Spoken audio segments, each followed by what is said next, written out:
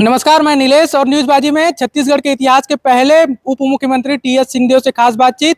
TS Singhdeo Bhilai 3 में Bhupesh Baghel CM Bhupesh Baghel के निज निवास पहुंचे थे। चैतन्य बघेल जो भूपेश बघेल के बेटे हैं वो उन्हें अपनी गाड़ी में खुद ड्राइव करते हुए अपने घर लाए थे। वहीं पर न्यूज़बाजी से उनकी खास बातचीत हुई है। आप मुख्यमंत्री बनने जा रहे हैं, कैसा उप मुख्यमंत्री माफ करिएगा लगातार चल रही थी बातें। पार्टी हाईकमान की तरफ से कल ऐसा निर्णय हुआ। वेणुगोपाल जी की ओर से हमारे AICC प्रेसिडेंट साहब के निर्देशानुसार वो आदेश निकल गया था और भूपेश भाई से हम लोग मिल के आ रहे हैं। यहाँ की भी जो औपचारिकताएं हैं उसमें प्रकाशन इत्यादि होता है। आज ईद का छुट्टी है तो कल वो औपचारिकता दी गई। एक चर्चा चल रही लगातार, क्यों बनाया जा रहा है, क्यों बनाया जा रहा है, आपका क्या कहना है? कि चुनावी साल बचे हुए हैं, मतलब 2-3 महीने बने हैं। सारी चीज़ें इसमें रहती हैं। चुनाव की भी तैयारियां चल रही हैं। उनने उचित समझा होगा कि इस मौके पे ये निर्णय लेके इस व्यवस्था को लागू किया जाए कि और हाथ मिल के हम लोग और अच्छे से काम कर सकें। सरगुजा और बिलासपुर के डैमेज कंट्रोल की बात हो रही है बार बार कि आपको बनाया जा रहा है, तो उसमें मुझे नहीं लगता है कि ऐसी कोई विशेष बात है। कई चीज़ें हैं जो बहुत दिनों से चलती रहती हैं, तो पाइपलाइन में जिसको कहते हैं पाइपलाइन में रहती है। जब निर्णय होता है तब वो सामने आता है। चलिए, तो बाकी और मैसेज कुछ देना चाह रहे हो इस प्रदेश में? आप पहले उप मुख्यमंत्री बन रहे हैं, इस प्रदेश के इतिहास में नाम दर्ज होगा आपका। एक तरह से सौभाग्य है खड़गे जी का, सोनिया जी का, राहुल जी का, प्रियंका जी का, वेणुगोपाल जी, शैलजा जी, भूपेश भाई, हमारे प्रदेश अध्यक्ष जी, ये सबके निर्णय से, सामूहिक निर्णय से ये अवसर मिला है। और अपने माता पिता को स्मरण करना चाहूँगा इस अवसर पे। मैं जो भी हूँ उन्हीं का बनाया हुआ हूँ। सरगुजा के आंचल में पला बढ़ा, छत्तीसगढ़ में प्रेम मिला, काम करने का मौका कांग्रेस पार्टी ने दिया, अलग अलग स्थानों पे काम करने की जिम्मेदारी दी। आज एक जिम्मेदारी उसमें और जोड़ी है। मैं जिस तरह से काम करता रहा हूँ, हमेशा जो जिम्मेदारी मिलेगी। दिल्ली के बाद सीधे भिलाई 3 हाउस आपका हो रहा है। ये भूपेश भाई ने तय किया। जब हम लोग की मीटिंग थी तो ये हो रहा था कि कौन कहाँ जाएंगे। तो जब दुर्ग संभाग की बात आई तो कहे महाराज साहब पाटन जाएंगे। तो भूपेश भाई ने मेरे को जिम्मेदारी दी, आज यहाँ। चलिए, बढ़िया है। ये प्रोटोकॉल के तहत चैतन्य भाई तो ड्राइविंग करते नजर आ रहे हैं, आप बैठे हुए हैं। एक नया राजनीतिक मैसेज देने की कोशिश की जा रही है। नहीं, हम लोग के बहुत पुराने संबंध हैं। छत्तीसगढ़ जब से बना तब से ये मेरे ख्याल से ऐसे खैर वो तो से हम लोग के पारिवारिक संबंध भी रहे। आज बहू से मिलने, बच्चियों से मिलने का मौका रहा। पास में थे, मैंने कहा चलिए। कान भी पकड़ा है मेरा कि बहुत दिन हो गए नहीं आए हैं। मैंने कहा बस आ रहा हूँ भोजन से। चलिए, तो कुल मिला के जो राजनीतिक चर्चाएं चल रही थी उस पर एक विराम लगने की कोशिश है कि 2 पार्टों में, 2 गुटों में कांग्रेस बट गई थी, अब एक साथ हो गए, हम साथ हैं करके हैशटैग चल रहा है। वैसी बात नहीं थी, वैसी स्थिति नहीं थी, लेकिन लोगों को चर्चा करने के मौके शायद कम मिले। चलिए, छत्तीसगढ़ में एक बड़ा राजनीतिक घटनाक्रम हुआ है। पहले उप मुख्यमंत्री बनाए गए हैं टीएस सिंहदेव। हालांकि मुख्यमंत्री बार बार नाम आ रहा है, चर्चा उनके नाम की मुख्यमंत्री की शुरुआती दौर में चल रही थी, लेकिन उप मुख्यमंत्री बनाए गए हैं। आपने अभी थोड़ा देर पहले उनको सुना, न्यूज़बाजी से एक्सक्लूसिव बातचीत उनकी थी। गार्गी वर्मा जी हैं, हमारी सहयोगी हैं, द इंडियन एक्सप्रेस में काम कर चुके हैं पहले भी और वरिष्ठ पत्रकार हैं छत्तीसगढ़ की। टीएस सिंहदेव की आपकी लंबी बातचीत हो रही थी जब लोग आप अभी उप मुख्यमंत्री बनने के बाद आए। गार्गी जी, उन्होंने क्या कहा? पॉलिटिक्स की समीकरण बता रहे थे वो कि पार्टी ने उन्हें ये जिम्मेदारी दी है और उसके बाद अब आगे की क्या रणनीति होगी, इलेक्शन क्योंकि आ रहे हैं। खुलकर तो उन्होंने कुछ भी नहीं बताया क्योंकि ऑफ कोर्स मुख्यमंत्री का था और अब उप मुख्यमंत्री में उन्हें संतोष करना पड़ रहा है। पर जैसा कि हम सब जानते हैं कि कांग्रेस पार्टी में ऐसी ही होती हैं चीज़ें, आनन फानन में हमेशा ऑर्डर्स निकलते हैं और फिर पूरी पार्टी उसे मानती है। अच्छा, मैंने उनसे सवाल क्या किया, एकाएक 2 महीने पहले ऐसा क्यों? आपसे क्या उसका जवाब तो सुन लिया, आपसे क्या कहा? मुझे उसका जवाब नहीं मिल पाया। मुझे बस ये कहा गया कि पार्टी का डिसीजन है और मैं पार्टी का योद्धा हूँ, तो पार्टी जो कहेगी मैं वो मानूंगा। एक फॉर्मल जवाब जो होता है, मजबूरी भी हो सकती है, अब करें क्या, है ना? क्योंकि अब वो एक माननीय कद्दावर नेता है स्टेट के, तो उनसे ज्यादा वैसे भी वो बहुत ही कम शब्दों के नेता हैं, तो उनसे ज्यादा उम्मीद भी नहीं कर सकता कोई कि वो कुछ खुलकर कमेंट करेंगे। पर जितना भी है, जो भी है, ये जरूर पॉलिटिकल मैसेजिंग की जा रही है कांग्रेस के तौर पर, जो अंदरूनी जो अपने कलह है उन्हें समेटना चाहती है ये पार्टी। ये बहुत क्लियरली सबको दिख रहा है फिलहाल। इस पूरे फ्रेम जो अभी आप वीडियो में हमारे व्यूअर्स ने देखा होगा, अगर आपने गौर किया है तो एक बड़ी खास बात थी, चैतन्य बघेल जो मुख्यमंत्री भूपेश बघेल के बेटे हैं वो ड्राइव कर रहे थे और कुमारी से वो अपने साथ लाए और लेकर गए कार्यक्रम में। आप भी उस समय साथ में थे, क्या मैसेज कैसा देख रहे हैं? वो तो मतलब जब कुम्हारी में सिंहदेव सर उतरे गाड़ी से तब से चैतन्य उनके साथ थे और चैतन्य ने उनको अपने साथ ही भिलाई 3 लेकर आए और यहाँ से अभी आगे पाटन के कार्यक्रम में भी चैतन्य ही लेकर जा रहे हैं। तो ये बहुत ही घनिष्ठता दिखा रही है दोनों नेताओं के बीच। मुझे ठीक ठाक जो याद आ रहा है कि 2018 में जब से सरकार बनी, शायद माता जी का देहांत वाला मसला रहा होगा भूपेश बघेल के, जब घर पर आना जाना हुआ हो, उसके बाद कोई घटना आपको याद है कि टी.एस. सिंहदेव आए हो? मुझे याद तो नहीं है, पर जरूर क्योंकि दोनों नेता हमेशा से क्लोज रहे हैं तो होगा ही। मतलब ऐसा नहीं है कि ये पहली बार चैतन्य खासकर वो 2.5 साल वाला जब फार्मूला चल रहा था छत्तीसगढ़ में, काफी चर्चा थी कि मुख्यमंत्री अब ये बनेंगे। उसके बाद जो है कि टसल सामने आई राजनीतिक तौर पर और मतलब सबको दिखी, कोई ऐसा नहीं था कि अंदरूनी कुछ चल रहा हो, खुलेआम दिख रही थी। उसके बाद मुझे कुछ याद नहीं आ रहा, आप भी कवर करते रहो। नहीं, मुझे भी याद नहीं आ रहा है उसके बाद कोई भी कुल मिलाकर 2.5-3 साल में ऐसा पहला मामला हो जब भूपेश बघेल के निजी निवास जो भिलाई 3 में, वहां पर टी.एस. सिंहदेव जिसमें ड्राइविंग खुद भूपेश बघेल के बेटे कर रहे हो, ऐसा घटनाक्रम मुझे तो कोई याद नहीं है। हुआ भी होगा, कोई गुप्त बैठक हो तो हो सकती है ना, खुद है आमतौर पर। इस पब्लिक के सामने या मीडिया के सामने तो ये जरूर ही पहली बार और एक बहुत ही प्रमुखता से मैसेजिंग के तौर पर इस्तेमाल किया जाने वाला एक फ्रेम दिखा मुझे, जो आपने बहुत अच्छे से कैप्चर भी किया है, जहां पर सीएम का बेटा और उप सीएम जो डेप्यूटी सीएम है वो साथ में थे बिल्कुल। और ये मतलब दिख रहा है, मतलब इसी कारण से मैं ये कहना चाह रही हूँ कि कांग्रेस जो है वो अपना अंदरूनी कलह जो है उसको कम्प्लीटली नेगेट या कम्प्लीटली मतलब पूरी तरह से उसे मना कर रही है कि ऐसा कोई भी अंदरूनी कलह नहीं है। यही दिखाने की कोशिश की जा रही है इलेक्शन के ठीक पहले। लेकिन 3 महीना बचा हुआ है, आचार संहिता लग जाएगी, हो सकता है 2-2.5-3 महीने में, 4 महीने में कुल इलेक्शन हो जाएंगे। ऐसे में कितना असर कर पाएगा ये जो दिखाने की कोशिश है? ये मेरा भी सवाल था, दोनों ही खेमों से मेरा ये सवाल है, पर क्योंकि पॉलिटिक्स ऐसा ही चलता है जहाँ पर परसेप्शन के हिसाब से बहुत सारी चीजें हो जाती हैं। जयवीरू की जोड़ी 2018 से हम सुनते आ रहे हैं, अब वापस से फिर से जयवीरू शायद एक साथ हो गए हैं, तो वही दिखाने हैं शायद। जयवीरू चलिए एक साथ हो गए या एक साथ होने की दिखावा है राजनीतिक तौर पर, ये भी अभी कहना मुश्किल है। राजनीति में दिखावा और असलियत में कितना फर्क और कितनी समानताएं होती हैं ये हम सब जानते हैं।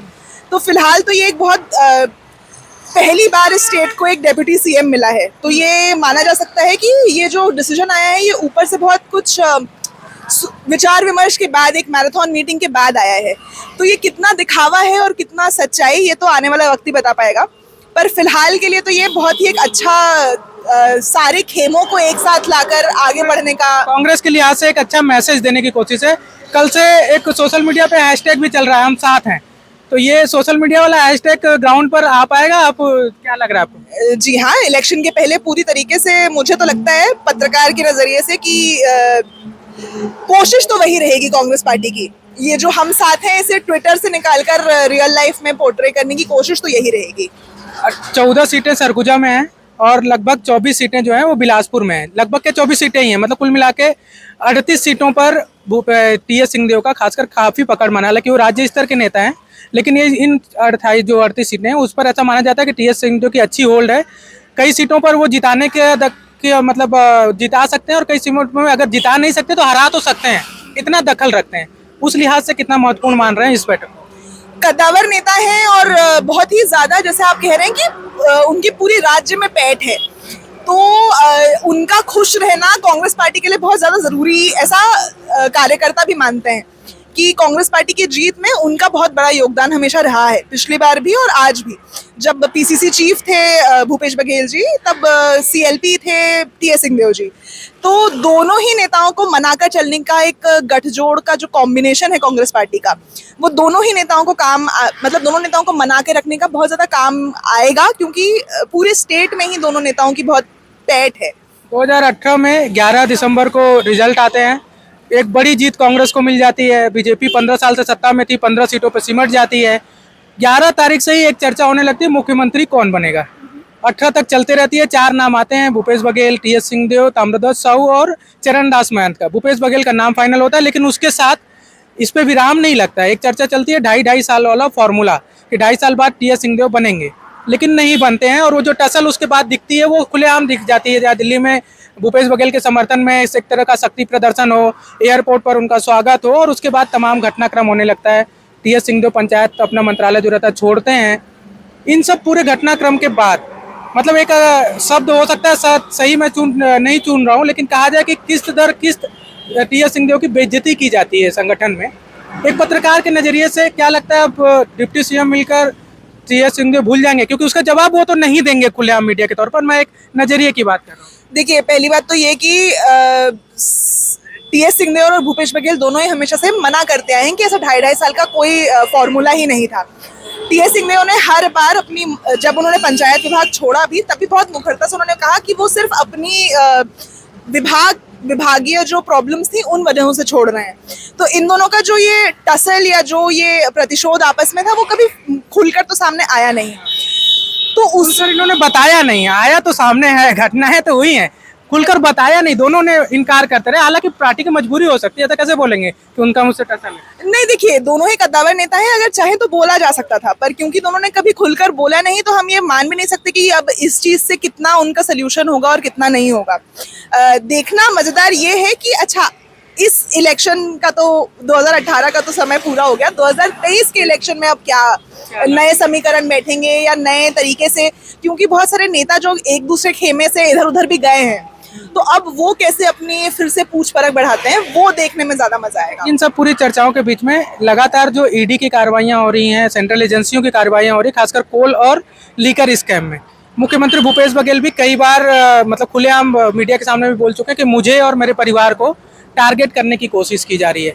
ऐसे में डिप्टी सीएम अभी बनाया जाना, क्या एक ये चर्चा जो चल रही है कि हो सकता है फ्यूचर में इलेक्शन से पहले भूपेश बघेल या उनके परिवार के लोगों पर बड़ा एक्शन हो सकता है, तो उस डैमेज को कंट्रोल करने का ये वाला जो सेंट्रल वाला कंट्रोल है कि पार्टी को एकाएक निर्णय लेना पड़े, वैसे अगर ऐसी मजबूरी आती है तो टीएस सिंहदेव अगर डिप्टी सीएम है, अगर सीएम तक मान लीजिए प्रमोट किया जाता है तो कोई बड़ा सवाल नहीं उठेगा, डिप्टी सीएम है, सीएम बन गया। तो आप कैसे देखते हैं? ये जरूर बहुत सारी चर्चाएं तो चल ही रही हैं सत्ता के गलियारों में कि क्या होगा और कैसे होगा, पर मुझे नहीं लगता कि इलेक्शन के इतने पास ऐसी कोई घटना हो सकती है। मुझे ऐसा लगता है कि ये एक डैमेज कंट्रोल इंटरनल है पार्टी का, क्योंकि पहले जब 2018 में जो नाम चुने थे उनमें से नंबर 1 और नंबर 2 पे जो थे, टीएस सिंहदेव का जरूर थोड़ा सा उनका जो कद है वो थोड़ा फिसला था, और नेता आ गए थे उनके ऊपर जो भूपेश बघेल के ज्यादा क्लोज थे। तो ये एक तरीके से उनका पोजीशन या उनकी जो कद है पार्टी में, ये उसको सीमेंट करता है। हाँ, अगर आने वाले दिनों में जरूर कोई अगर अनहोनी या ऐसी कोई घटना होती है तो पार्टी का एक फ्यूचर थिंकिंग या मतलब पुरोगामी जो वो सोच सकते हैं या देख सकते हैं, उस हिसाब से भी ये फैसला बिल्कुल तर्कसंगत लगता है। तो कुल मिला के ये है कि इलेक्शन की तैयारी का ये पहला ठोस कदम कांग्रेस का माना जा सकता है, सत्ताधारी दल रहते हुए। बिल्कुल। इनफैक्ट जो कल मीटिंग हुई, लंबी मीटिंग चली है दिन भर, जिसमें बहुत सारे छत्तीसगढ़ के नेता थे, शैलजा जी थी, ये एक चुनाव का बिगुल बजाने वाली ही मीटिंग थी। चुनाव का बिगुल स्टेट में बज चुका है, बहुत सारे बूथ लेवल के और कार्यकर्ता लेवल के प्रोग्राम्स हो रहे हैं, पर क्योंकि कांग्रेस एक टॉप डाउन अप्रोच फॉलो करती है, तो वो टॉप डाउन अप्रोच में एक मीटिंग जो उनके आला कमान है उनके साथ भी होनी थी। तो कल जब ये मीटिंग हुई तो चर्चा और खुसफुसाहट हम सबने सुनी थी कि कुछ होने वाला है, पर क्या होने वाला है ये शाम तक ही समझ आया, और जब समझ आया तब इसको ये बिल्कुल माना जा सकता है कि ये कांग्रेस का एक ठोस कदम है अपने आप और अपने पोजीशन सॉलिडिफाई करने के लिए, खुद को और जो संबल देने के लिए इलेक्शन के ठीक पहले। डिप्टी सीएम का चर्चा तो लगभग राजनीतिक गलियारों में भी हो रही है, आम लोगों तक हो रही है। एक और बड़ा निर्णय लिया गया है, आदिवासी समूह के नंद कुमार साह जो बीजेपी से हाल ही में कांग्रेस में आए हैं, उनको सीएसआईडीसी का अध्यक्ष बना दिया गया है। वो भी सरगुजा संभाग के मूलतः रहने वाले हैं और आदिवासी समाज में एक बड़ी पकड़ मानी जाती है। सरगुजा संभाग 14 सीटें अभी फिलहाल कांग्रेस के इस चुनाव में कब्जे में है, लेकिन टीएस सिंहदेव को जो नाराजगी थी और बातें चल रही थी, तो ये माना जा रहा था कि वहाँ काफी डाउन होने वाली है कांग्रेस। तो ये जो दूसरा डिसीजन है, क्या उसको भी आप इसी तरह से देखते हैं, या फिर बस्तर और सरगुजा दोनों को कंट्रोल करने की कोशिश है, आदिवासी नेता को सीएसआईडीसी का अध्यक्ष बनाया गया? देखिए सीएस नंद कुमार साय जब पार्टी में आए थे तब से ही बहुत अटकलें थी कि उन्हें कोई ना कोई इम्पोर्टेंट पद दिया जाएगा, क्योंकि वो बीजेपी के कद्दावर नेता थे जो बीजेपी छोड़कर अब कांग्रेस में आ गए। उन्हें निगम मंडल में पार्ट दिया जाएगा, कैबिनेट में दिया जाएगा या किसी और उसमें, वो तो चल ही रही थी बातें। हाँ, ये बिल्कुल देखने वाली बात है कि दोनों डिसीजन एक के पीछे एक आए हैं। पर सरगुजा संभाग में तो सरगुजा, जशपुर, अंबिकापुर, इस संभाग में ही पूरा मुझे नहीं लगता कि टीएस सिंहदेव के अलावा और किसी को पार्टी को आगे लाने की जरूरत है। मेन वाला कंट्रोल तो कर ही लिया आप। बिल्कुल बिल्कुल, मेन डैमेज कंट्रोल हो गया है। सरगुजा में कल दिवाली मन गई है, तो अब कांग्रेस को शायद वहां थोड़ा कम स्ट्रेस करना पड़े, शायद थोड़ी कम चिंता हो वहां। 2018 के इलेक्शन में नारा था सरगुजा में अब की बार सरगुजिया सरकार, तो सरगुजिया सरकार अब की बार सरगुजिया उप सरकार में बदल गई है, इसको किस तरह से देखते हैं? देखिए, जब तक उम्मीद रहती है पॉलिटिक्स में, होप पॉलिटिक्स का बहुत बड़ा एक पार्ट है, और जब तक उम्मीद है तब तक सब कायम है। तो मैं तो इसे ऐसे ही देखूंगी कि सरगुजिया उप सरकार ही सही, पर जो एकदम नेस्तनाबूद हो गए थे उम्मीदें, वो फिर से अब जागृत हो गई हैं। तो इससे पार्टी को सरगुजा में जरूर फायदा होगा। चलिए, ये गार्गी जी थी हमारी सहयोगी न्यूज़बाजी की। अगर आपको ये वीडियो पसंद आया हो तो ज़्यादा से ज़्यादा लोगों तक शेयर करें। एक्सक्लूसिव टीएस सिंहदेव की बातचीत, खासकर चैतन्य बघेल और टीएस सिंहदेव का एक गाड़ी में बैठना, साथ में चैतन्य बघेल ड्राइवर की भूमिका निभाना और टीएस सिंहदेव बाजू में बैठे हुए, एक बड़ा राजनीतिक मैसेज देने की कोशिश थी जो कांग्रेस द्वारा की जा रही है। ये वीडियो ज़्यादा से ज़्यादा लोगों तक शेयर करें। यूट्यूब पर अगर अब तक आपने हमें सब्सक्राइब नहीं किया तो सब्सक्राइब कर लीजिए। यूट्यूब के अलावा फेसबुक, ट्विटर, इंस्टा पर आप हमें फॉलो कर सकते हैं, NEWSBAJI। इसके अलावा हमारे लिए कोई शिकायत, सुझाव या कोई जानकारी हो तो आप हमें कमेंट बॉक्स में बताइए या newsbaji.editor@gmail.com पर मेल करिए। देश दुनिया की तमाम खबरें, छत्तीसगढ़ की ताज़ा अपडेट खबरें देखने के लिए आप हमारी वेबसाइट newsbaji.com को भी फॉलो कर सकते हैं।